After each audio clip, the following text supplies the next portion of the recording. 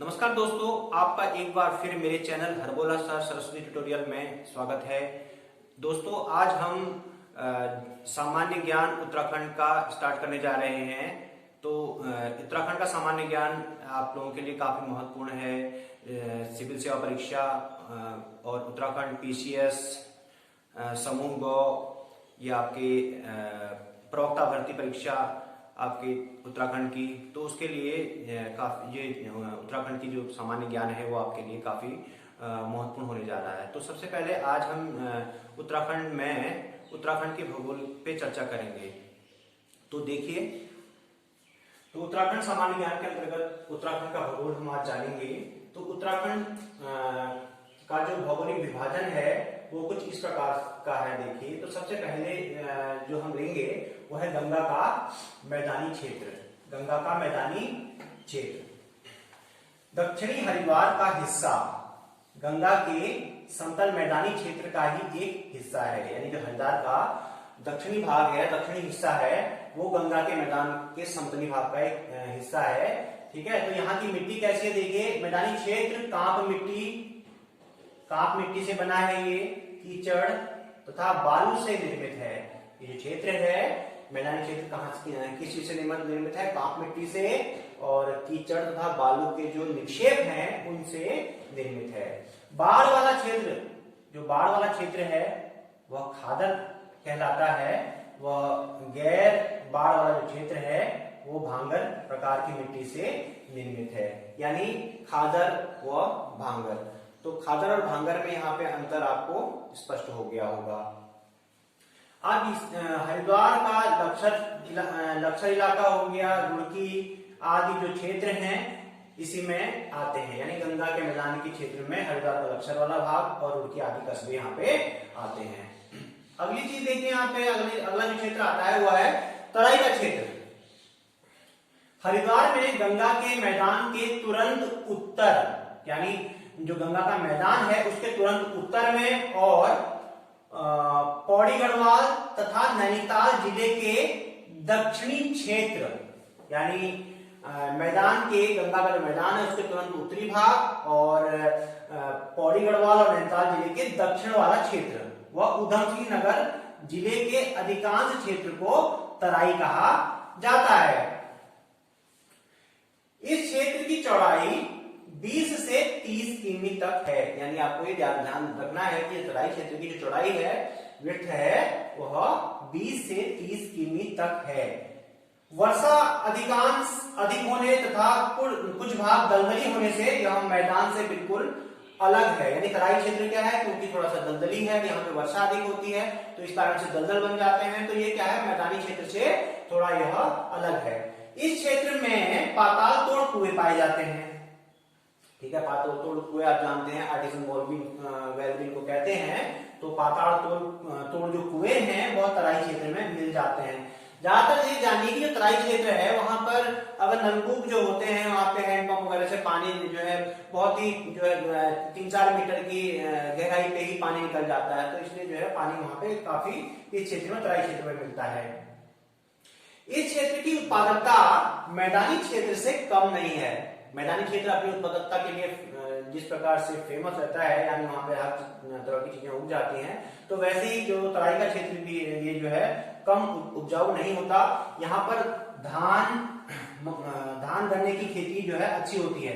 धान और गन्ने की खेती इस क्षेत्र में अच्छी हो जाती है। ठीक है, क्योंकि पानी, धान को और गन्ने को पानी की प्रचुरता यानी पानी की अधिक मात्रा चाहिए होती है। तो इसलिए क्या है कि वहां पे धान की खेती अच्छी हो जाती है। और तराई क्षेत्र में आप देखो कौन कौन से क्षेत्र आते हैं, जैसे ज्वालापुर है, चितारगंज, बाजपुर, काशीपुर, खटीमा, रुद्रपुर आदि जो क्षेत्र हैं वो जो है तराई के अंतर्गत आते हैं।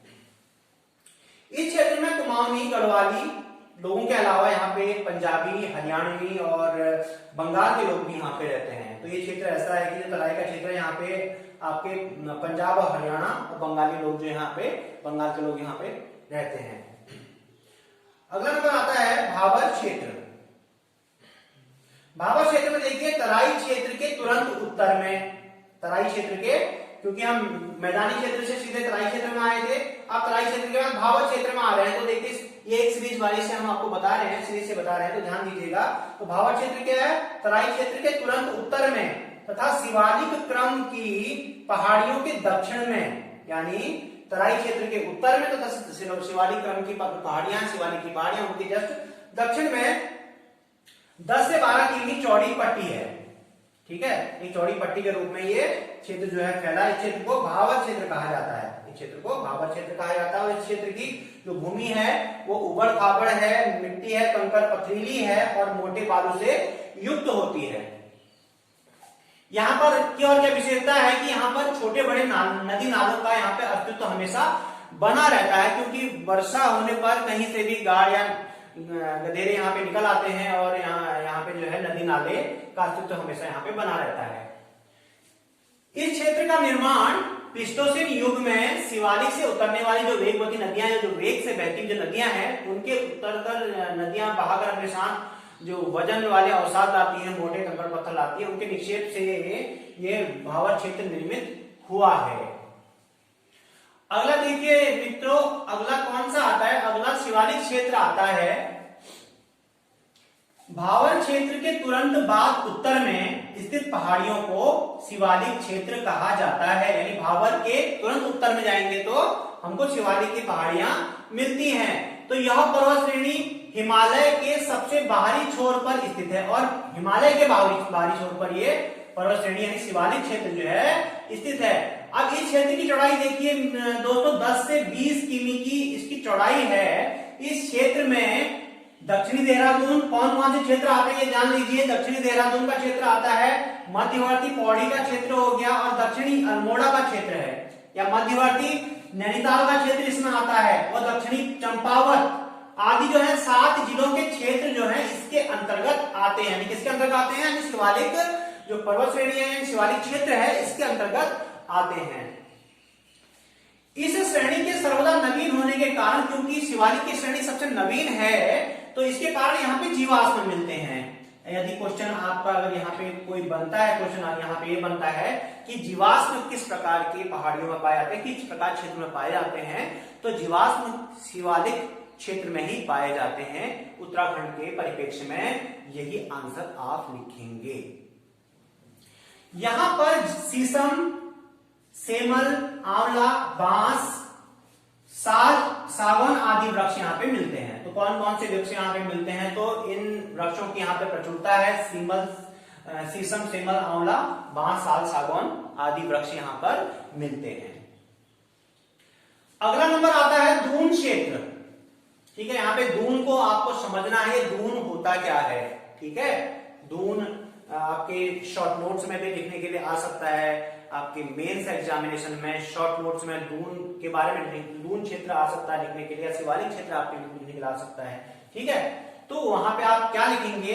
देखिए, शिवालिक क्षेत्र के उत्तर और मध्य हिमालय के दक्षिण में, यानी शिवालिक क्षेत्र के उत्तर में और मध्य हिमालय के दक्षिण के बीच में जो 24 से 32 किमी चौड़ा, यानी 24 से 32 किमी जो चौड़ा क्षेत्र है और 350 से 750 मीटर तक ऊंची एक चौरस जो है भूमि है और क्षैतिज घाटियों को पश्चिम और मध्य भाग में दून तथा पूर्व भाग में द्वार कहा जाता है। यानी मध्य भाग में उसको हम दून कहते हैं और पूर्व भाग में द्वार इसको कहा जाता है।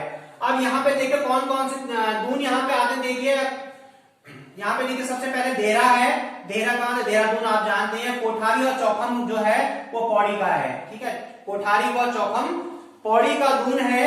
पातली व कोटा, पातली और कोटा जो है नैनीताल का दून है। ठीक है, पछुआ, पूर्वी, चंदी व हर की आदि राज्य के प्रमुख दून हैं। इन घाटियों में भूस्खलन की घटनाएं अधिक होती हैं। ठीक है, जो दून क्षेत्र है, दून की घाटियां हैं, यहाँ पर भूस्खलन की जो घटनाएं होती हैं वह सर्वदा देखी जाती है। यहाँ पे भूस्खलन की घटनाएं यहाँ पे ज्यादा होती हैं। अगला नंबर आता है लघु या मध्य हिमालय। ध्यान से देखिएगा मित्रों, ध्यान अपना बिल्कुल ना हटाएं वीडियो से। यह क्षेत्र शिवालिक के उत्तर तथा बृहद हिमालय के दक्षिण में स्थित है। कहां पर स्थित है दोस्तों? ये शिवालिक के उत्तर और बृहद हिमालय के दक्षिण में लघु या मध्य हिमालय क्षेत्र पड़ता है। तो इस क्षेत्र में दक्षिण चंपावत, नैनीताल, अल्मोड़ा, चमोली, पौड़ी, गढ़वाल, रुद्रप्रयाग, टिहरी गढ़वाल, उत्तरकाशी तथा देहरादून ठीक है, देहरादून का कौन सा वाला, पश्चिमी छोर आदि यहाँ पे 9 जिले इसके अंतर्गत आते हैं और 9 जिलों के क्षेत्र इसके अंतर्गत आते हैं। इस क्षेत्र में जीवाश्म का बिल्कुल अभाव है। यहाँ पे जानिए मित्रों, यहाँ पर जीवाश्म बिल्कुल नहीं मिलता है। इस क्षेत्र में कई खनिज भी प्राप्त होते हैं, जैसे कौन कौन से खनिज यहाँ पे प्राप्त होते हैं, तांबा जो है अल्मोड़ा और पौड़ी में मिलता है, एस्बेस्टस पौड़ी गढ़वाल में मिलता है, ग्रेफाइट अल्मोड़ा और पौड़ी गढ़वाल में, जिप्सम है या मैग्नेसाइट है ये आपका पिथौरागढ़ में मिलेगा। ठीक है, तो कौन कौन सी जगह कौन कौन से खनिज के लिए प्रसिद्ध है ये आपको यहाँ पे याद कर लेनी है। इस क्षेत्र में शीतोष्ण कटिबंधीय सदाबहारी प्रकार के कोणधारी वन भी मिलते हैं। अब किस प्रकार के वन इस क्षेत्र में पाए जाते हैं लघु या मध्यम वाले क्षेत्र में, तो वह शीतोष्ण कटिबंधीय सदाबहार प्रकार के कोणधारी वन यहाँ पे मिलते हैं। इस क्षेत्र में बांस, खरसों, चीड़, फर व देवदार, साल व सरों आदि के वृक्ष यहाँ पर मिलते हैं। अगला वृहद या उच्च हिमालय क्षेत्र देखते हैं। यहाँ पे यह क्षेत्र लघु हिमालय के उत्तर, यानी लघु हिमालय के कहां पे है देखिए उत्तर में, और ट्रांस हिमालय क्षेत्र के दक्षिण में, ठीक है, स्थित है। प्राचीन ग्रंथों में इसे हिमाद्री भी कहा जाता है, यानी हिमाद्री किसको कहते हैं, हिमाद्री वृहद या उच्च हिमालय क्षेत्र को हिमाद्री भी कहा जाता है, याद रख लीजिएगा। महाहिमालय श्रेणी को भागीरथी, अलकनंदा, धौली गंगा, गोरी गंगा आदि नदियों द्वारा कई खंडों में विभक्त किया गया है। यानी जो हिमालय क्षेत्र है, महाहिमालय क्षेत्र है, उसको ये नदियां जो है भागीरथी, अलकनंदा, धौली गंगा, गोरी गंगा ने क्या किया है, इसको अलग अलग खंडों में इसको विभाजित किया है। प्रत्येक में एकाधिक श्रेणियां हैं, जैसे बंदरपूछ, श्रीकंठ, यमुनोत्री हो गया, ठीक है। दूसरा इसमें गंगोत्री, केदारनाथ, चौखंबा है, ठीक है।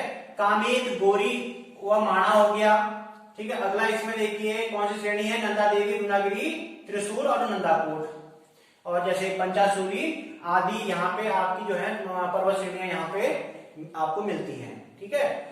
इस क्षेत्र में विशाल हिमनद, हिमनद यानी क्या होते हैं, जो नदियां ग्लेशियर्स होते हैं, यानी जो बर्फ के नदियां होती हैं उनको हिमनद कहते हैं। तो इस क्षेत्र में विशाल हिमनदों से अनेक नदियों का जन्म हुआ है, ठीक है। नदियों के बारे में हम इससे अगले वीडियो में हम आपको बताएंगे नदियों के बारे में विस्तृत आपको इसको बताएंगे।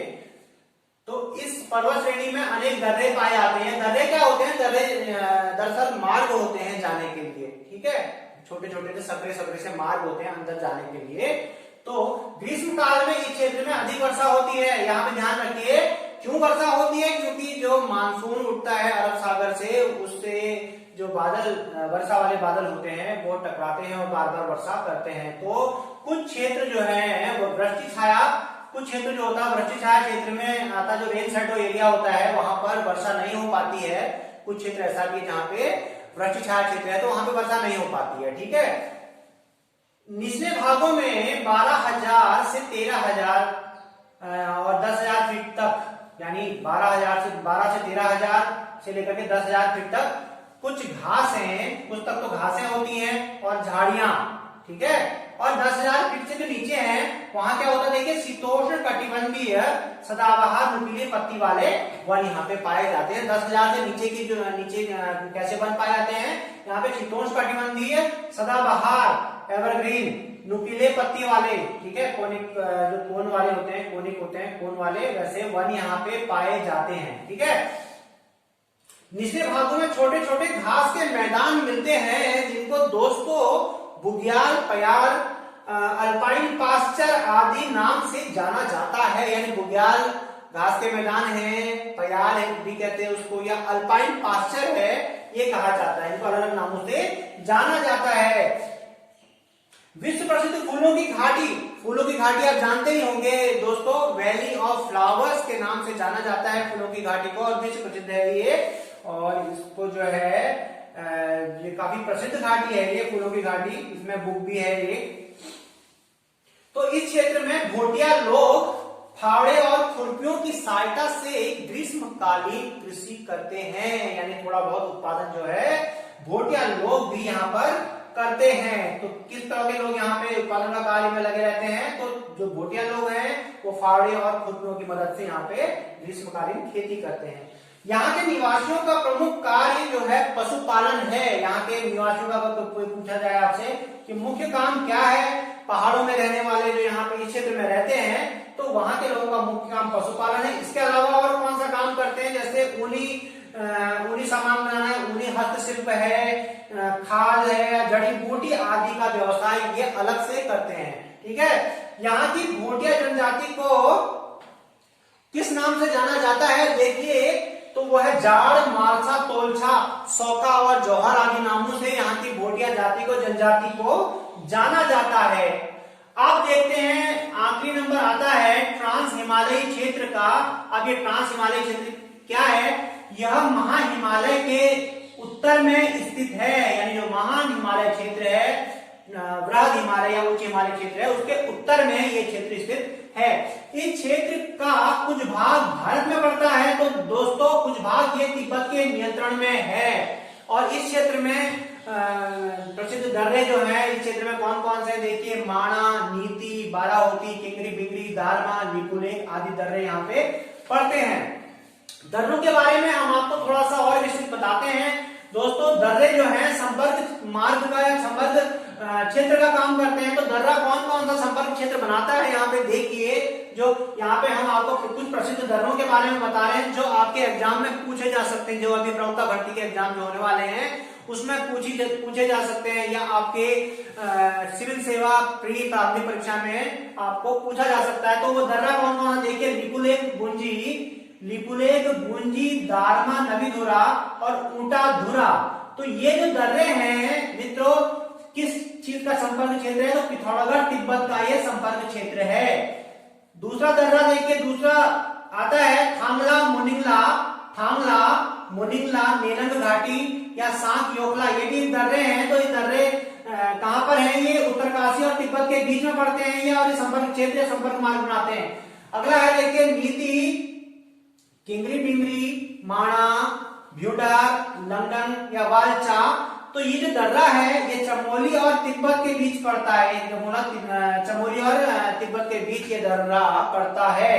अगला दर्रा देखिए दोस्तों बाराहोती, टोपीधुंगा, लातूधुरा, मार्च योग। तो ये कहां पे पड़ता है, देखिए चमोली और पिथौरागढ़ के बीच में यहाँ पे जो है ये संपर्क मार्ग बनाता है।